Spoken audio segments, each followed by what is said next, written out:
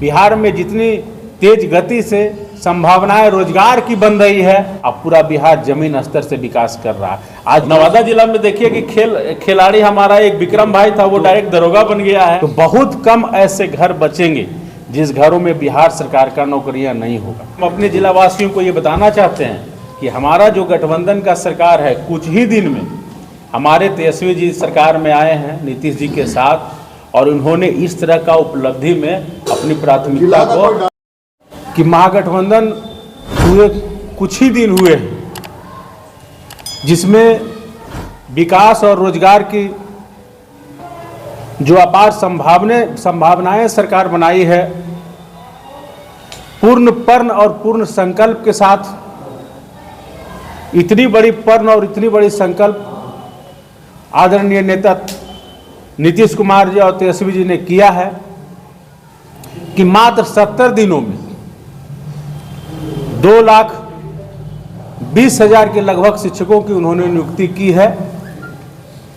प्रथम चरण में 1,20,000 से अधिक शिक्षकों का नियुक्ति इन्होंने किया है, और डायरेक्ट गांधी मैदान में और जिलों में बुलाकर इन्होंने नियुक्ति पत्र दिया है।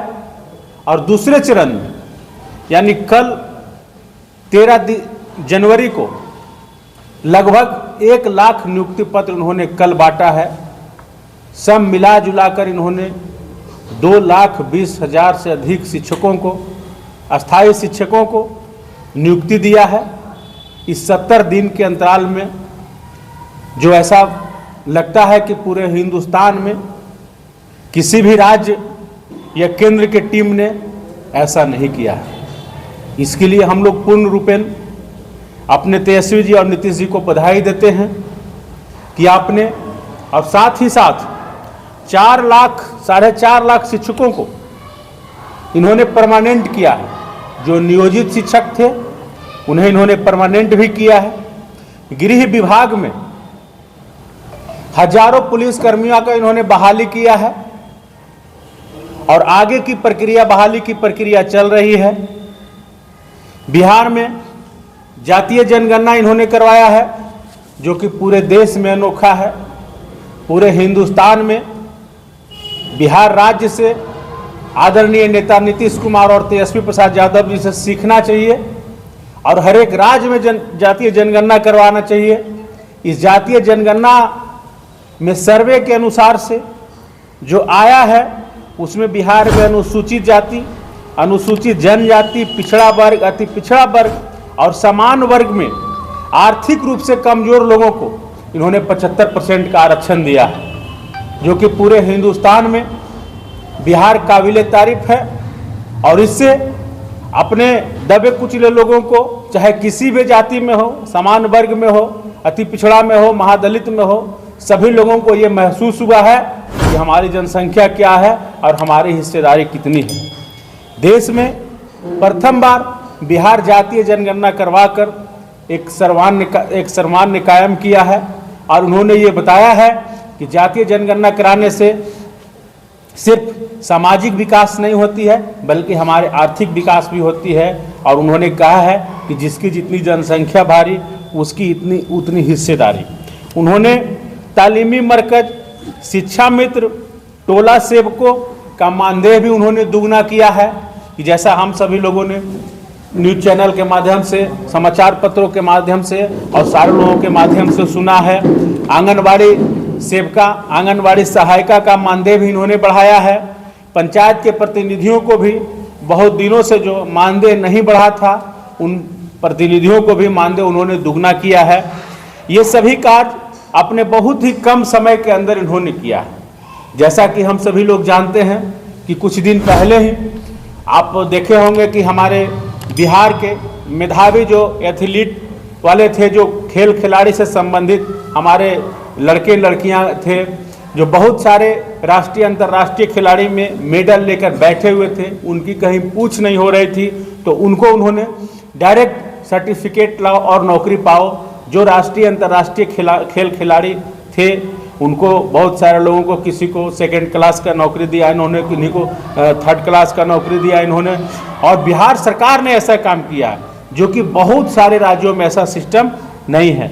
बिहार में पहली बार बिहार में पहली बार हमारे साथ जो भी राष्ट्रीय स्तर के खिलाड़ी हैं उन्हें और विशेष व्यवस्था देकर वो चाहते हैं कि हमारे मेधावी छात्र जितने भी हैं, हमारे मेधावी खिलाड़ी जितने भी हैं, सभी लोग और आगे से आगे बढ़े।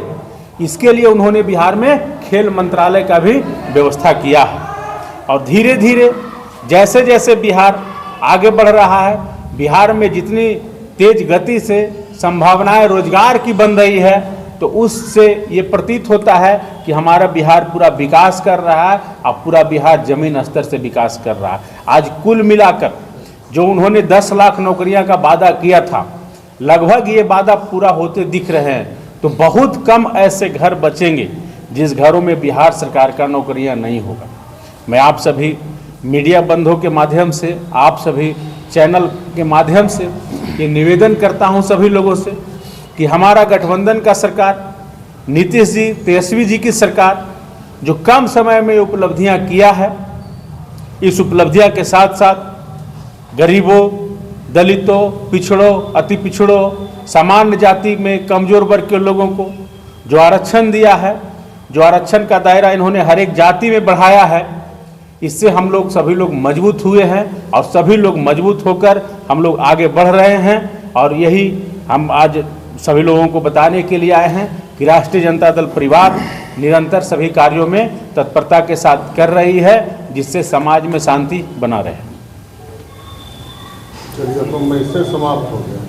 ये इतना ही तो मतलब ये जो कॉमन चीज़ है, ये तो सब लोग जान रहे हैं। इस बात को आपकी सरकार लगातार प्रचारित करे, तो इसके लिए स्पेशल जिला स्तर पर प्रेस कॉन्फ्रेंस करने का क्या आशय है? जिला स्तर पे प्रेस कॉन्फ्रेंस करने का ये आशय है कि हम अपने जिला वासियों को ये बताना चाहते हैं कि हमारा जो गठबंधन का सरकार है, कुछ ही दिन में हमारे तेजस्वी जी सरकार में आए हैं नीतीश जी के साथ, और उन्होंने इस तरह का उपलब्धि में अपनी प्राथमिकता को डाटा है। नवादा जिला में कितना लोगों को रोजगार दिए हैं? जिला का भी डाटा है, जिला का भी डाटा है। नवादा जिला में जो बताइए क्या डाटा है? जैसे रोजगार तो ये स्टेट स्तर पे होता है ना। नवादा जिला में देखिए कि खिलाड़ी हमारा एक विक्रम भाई था, वो डायरेक्ट दरोगा बन गया है। 1707 और पिछले दिन कल पहले चरण में 5000 कुछ। कल जो नवादा जिला में जो है 1700 से ऊपर शिक्षकों को नियुक्ति दिया गया है, जो कि स्टेडियम में दिया गया है, नियुक्ति पत्र दिया गया है। और पहला चरण में भी 4 से 5 हजार लोगों को जो है सीधी भर्ती जो है शिक्षकों की किया गया है, जो कि गांधी मैदान में भी नियुक्ति पत्र दिया गया था और नवादा स्टेडियम में भी दिया गया था। तो चुनावी क्या चला? चुनावी डायरेक्शन में कुछ है क्या? बोलिए, जनता आवाज उसको सुनना चाहती है। चुनावी डायरेक्शन तो अभी हमारे महागठबंधन में सभी लोग अपने सीट शेयरिंग पे लगे हुए हैं, और जो नेता का निर्देश होगा, आदरणीय तेजस्वी प्रसाद यादव जी का जो निर्देश होगा, उसके लिए नवादा जिला पूरा कमर कस के बैठी हुई है और हम लोग पूरी तरह से चुनाव की तैयारी में लगे हुए हैं। आगे नहीं लड़ेगी? अब तो हमारे शीर्ष नेता का जो फरमान होगा उसको हम लोग मानेंगे। उदय यादव क्या चाहते हैं? जिलाध्यक्ष आप क्या चाहते हैं? उदय यादव तो यही चाहते हैं कि जो हमारे तेजस्वी जी का निर्देश होगा उसको हम लोग पूरी तरह से पालन करेंगे। चेहरा का नाम? अब आदरणीय नेता का जो निर्देश होगा उसको पूरा करेंगे हम लोग, वही हमारे होंगे चेहरा।